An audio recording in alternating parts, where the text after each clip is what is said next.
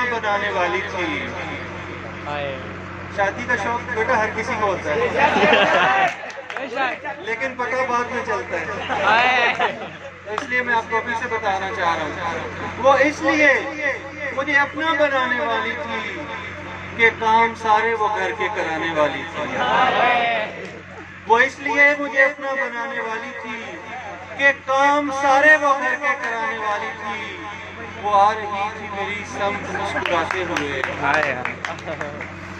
क्या हुआ? बहुत शुक्रिया, अपनी किसी बात की तालीम। वो इसलिए मुझे अपना बनाने वाली थी कि काम सारे वो घर के कराने वाली थी। वो आ रही थी मेरी समत मुस्कुराते हुए। क्या कहने, वो मेरे हाथ में झाड़ू थमाने वाली